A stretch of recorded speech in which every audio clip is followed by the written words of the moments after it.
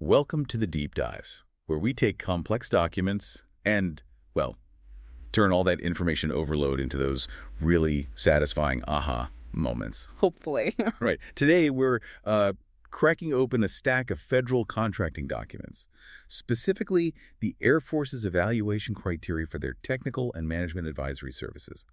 That's TMAS 2 proposals. And we've also got some interesting Q&A from an industry day for the next iteration, TMAS 3, gives us a little peek into what's coming. Exactly. So it's a look behind the curtain, really. It really is. It shows you how the U.S. government, well, the Air Force in this case, vets contractors for these really critical advisory roles. It's not just, who says they're the best. No. It's about who can actually prove they have this specific mixed technical skill, solid experience, and crucially, realistic finances. Absolutely. So our mission today is to kind of demystify these documents for you. We'll dig into the two big factors that can make or break a proposal.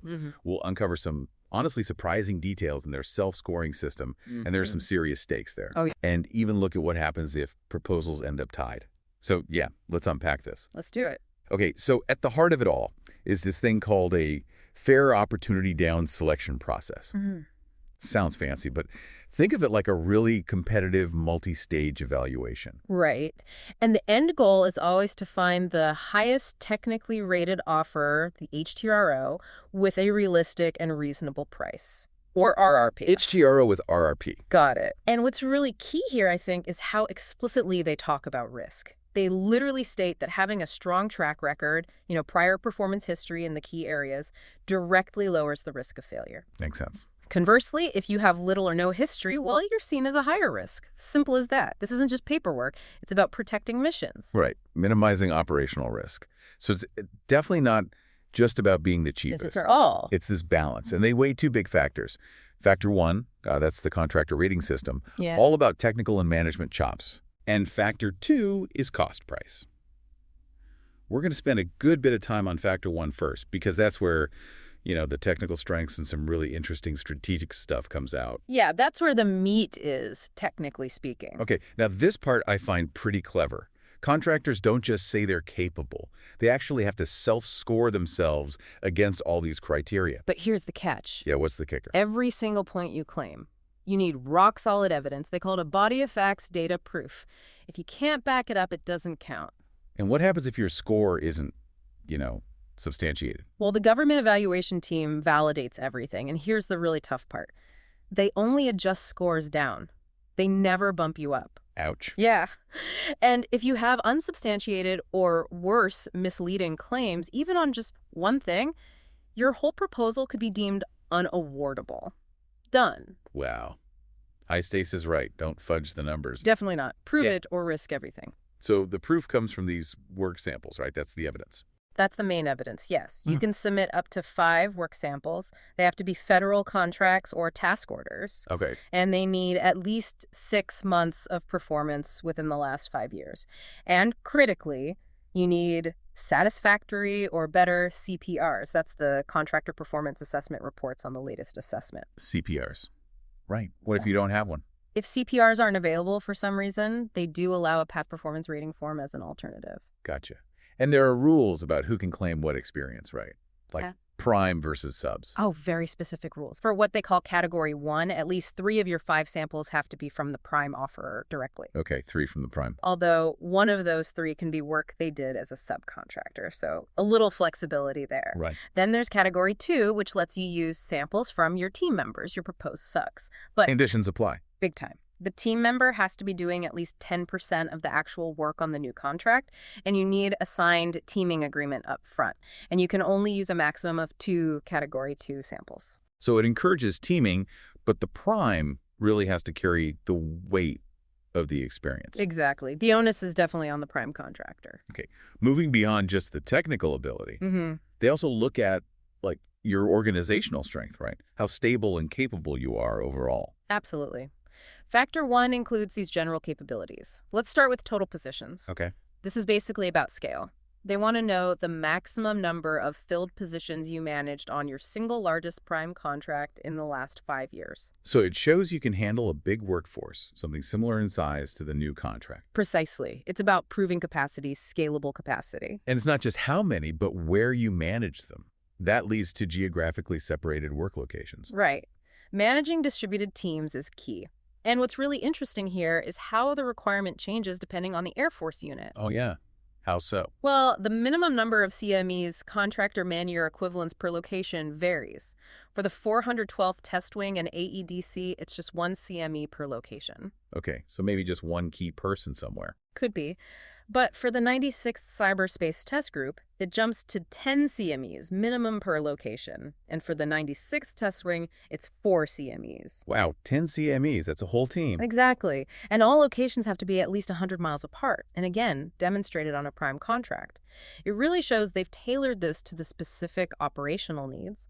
Some need wide distribution, others need substantial teams in multiple places. That makes sense. Okay, next is incumbent positions transitioned.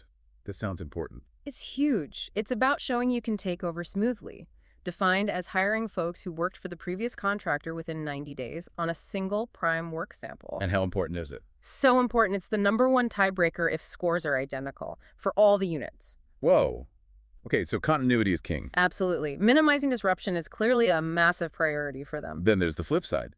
Non-incumbent personnel hired. Right. This measures how fast you can bring in new talent. Specifically, hiring engineering support or cyber engineering for the 96 CTG within just 30 days, again on a single prime sample. So keep the old team happy, but also be ready to staff up quickly with new people. Exactly. Stability and agility. Okay, what about money? Financial stability. Yeah, this isn't just are you profitable, it's about having accessible funds or a line of credit ready to go, equal to 25% of the base period cost. 25%. Why so specific? They actually say why in the documents. It's to cover potential delays in government payments, maybe invoice errors, maybe even government furloughs. They want you to be able to operate for about the first 3 months without sweating payment. So it's a cushion. Risk mitigation again. Exactly. Can you weather a short storm? Makes sense. And finally, security clearances. Always critical. Paramount. Especially for the 412th Test Wing, where they specifically need proof of managing personnel with secret SAP access and top secret SCI access. SAP and SCI. High-level stuff. Very. For the other units, 96 CTG, 96 TW, AEDC, it's focused on secret or above. And this clearance management capability, it's often the third tiebreaker, though interestingly for the 412th, it's actually the fourth. So yeah, if you pull back and look at all these general capabilities together, it paints a picture of what they value most. Reliable execution, managing risk effectively, and ensuring operational continuity, especially in these really sensitive areas. It's about building trust. Okay, so that covers the general stuff. But then each unit has its own very specific technical needs, right? This is where the mission details come in. Oh, yeah, absolutely. And the level of detail is pretty striking. You really see the unique focus of each organization. So give us some examples, like for the 412th Test Wing. Okay, 412, big focus on program management advice.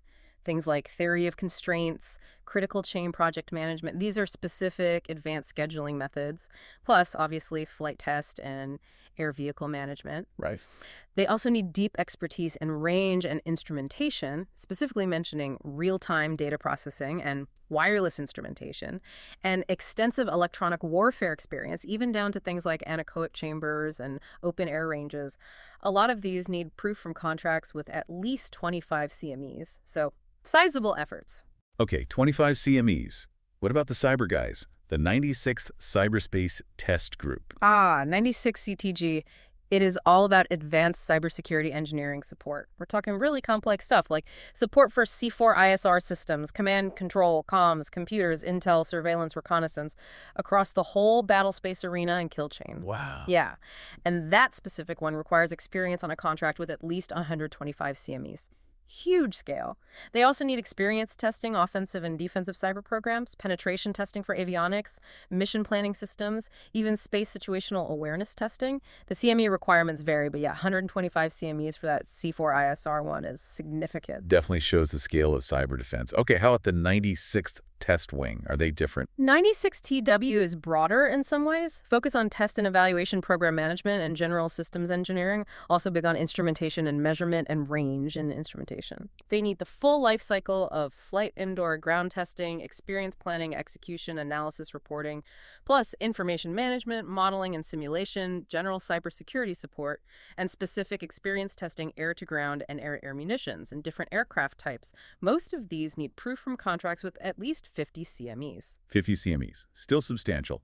And finally, AEDC, Arnold Engineering Development Complex. AEDC is where you see some really specialized, almost unique requirements. Things like direct technical engineering support on DoD RDT&E ground test, research development test and evaluation, covering areas like air-breathing propulsion testing, hypersonic vehicle testing, including propulsion, high-temp effects, materials, boundary layer analysis, super complex physics. Hypersonics, yeah, that's cutting edge. Definitely. They also value experience working in multifunctional teams, military, government, civilians, other contractors, and supporting specific test organizations like an LDTO or ETO.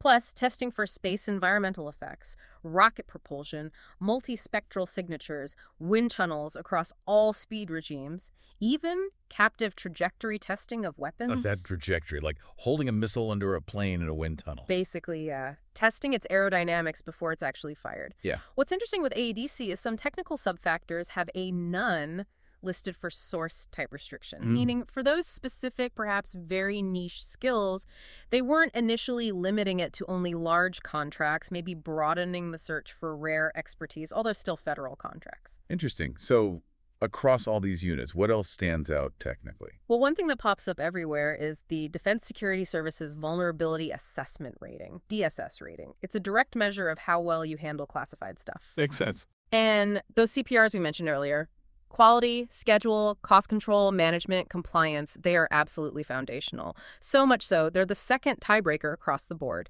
Past performance is clearly critical. Okay, so factor one is done. Technical scores are validated. Okay. Now, factor two, cost and price. Yeah. This isn't just lowest bidder wins, right? You mentioned traps. Definitely not lowest bidder. And yes, potential traps if you're not careful. They have this rigorous two-step process to see if your price is both realistic and reasonable. Okay, step in. Step one. They analyze your individual labor rates, direct and indirect, against government benchmarks. They calculate what they call a most probable cost, or MPC, using data from Bureau of Labor Statistics, DCIA audits, things like that. Okay, they have their own number in mind. Pretty much. And if your proposed rates are more than 5% below their MPC or more than 10% above it, they can adjust your price upwards or downwards for evaluation. That flags potential issue right there. 5% under, 10% over. Tight margins. What's step two? Step two gets even trickier. For each labor category needed, they look at your entire proposed team, you and all your subs, and find the single highest fully burdened labor rate proposed by anyone on the team for that category. The highest rate on the whole team. Yep. And they use only that highest rate to calculate the total cost for everyone in that category. They just ignore any lower rates proposed by you or other subs for the same job. Wow. So if you have one really expensive specialist sub, their rate gets applied to everyone in that category for the cost calc. For the government's evaluation cost calculation, yes. And if the resulting MPC is significantly different from what you proposed, it signals to them you might not understand the work or the labor market. Red flag. So bottom line, if their calculations result in an upward adjustment of 5% or more to your proposed cost, or if your price is just deemed too high, maybe 10% over their MPC. It could very well be deemed unrealistic or unreasonable, and your whole proposal gets rejected. Even your technical score was amazing. That is a very tight window. And there are hard caps too, right? Absolutely unforgiving hard caps. Transition costs can't exceed $50,000, period. And your overall fee rate can't exceed 5.00%. Go over either, even by a penny, you're ineligible. Out. Regardless of anything else. Regardless. And, you could be within those caps, but if your pricing strategy makes your overall evaluated price seem unreasonable compared to their MPC, you could still get rejected. And they also warn about unbalanced pricing. Right. That's where you might say, lowball one area and make up for it by overpricing another. They see that as an unacceptable risk and can reject you for that too. Need a consistent, realistic strategy. Okay, let's circle back quickly to those tiebreakers. You said they're like a secret decoder ring. They really are. They show you exactly what the Air Force prioritizes when it comes down to the wire between two equally scored proposals. Yeah.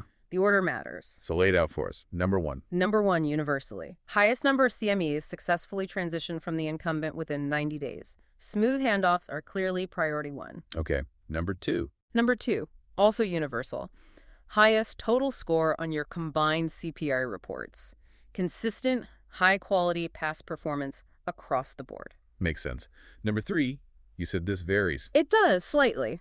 For the 412th TW, it's the highest percentage of positions filled quickly within 30 days of vacancy.